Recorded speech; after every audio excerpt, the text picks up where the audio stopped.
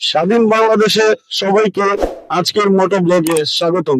আজকে সেই ঐতিহাসিক 36শে জুলাই, যে জুলাইয়ের মাধ্যমে আমরা নতুন বাংলাদেশ পেয়েছি। আজকে আমি সেই জুলাই এক্সপ্রেস থেকে আপনাদের সাথে মোটো ব্লগ শুরু করতে যাচ্ছি।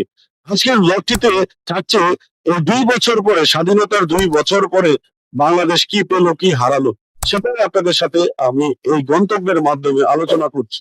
আসলে আমরা এই স্বাধীনতার পরে কি হারিয়েছি, কি পেয়েছি, বলতে গেলে এই স্বাধীনতার জন্য যারা পক্ষপাতিত্ব করেছিল তারা আসলে এই পর্যন্ত কি পেয়েছে।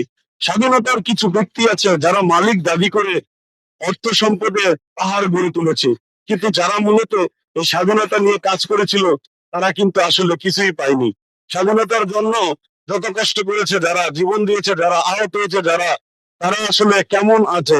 ভালো নেই। আমার জানার মতে তারা ভালো নেই। যাদের পরিবারের সদস্য হারিয়েছে তারা ভালো নেই। যারা আহত হয়েছে তারা ভালো নেই।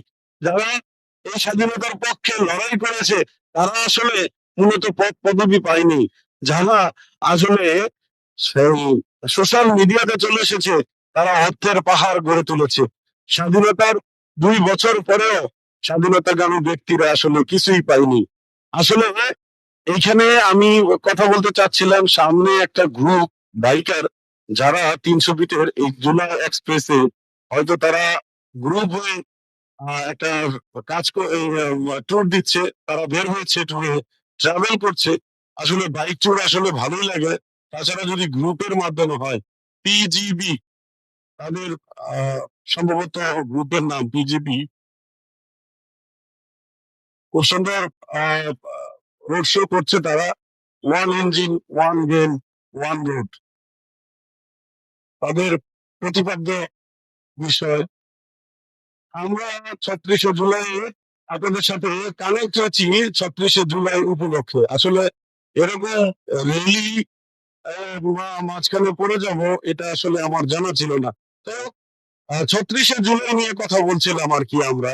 আমি আপনাদের সাথে আবুল কালাম আজাদ। আপনারা যারা আমার ইউটিউব চ্যানেলে আছেন তারা অবশ্যই আমাকে সাবস্ক্রাইব করে দিবেন, এবং যারা ফেসবুকে আছেন তারা আমাকে ফলো করে দিবেন।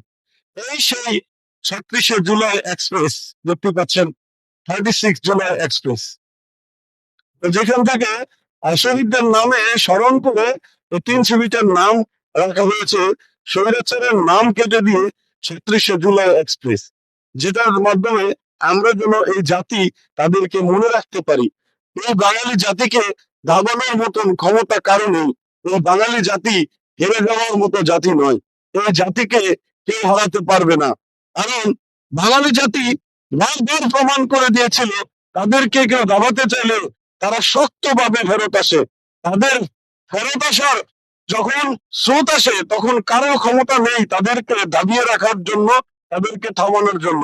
তাই যারা আমার ভিডিও দেখছেন তারা ভিডিওর মাধ্যমে মেসেজটি পৌঁছে দিবেন, এই বাঙালি জাতিকে কে শাসক কিংবা শোষক হতে যেন না আসে।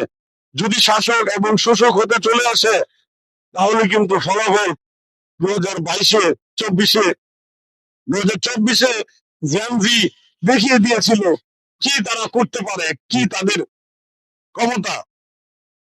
আসলে আল্লাহ তাআলা যাদেরকে এই স্বাধীনতাকামী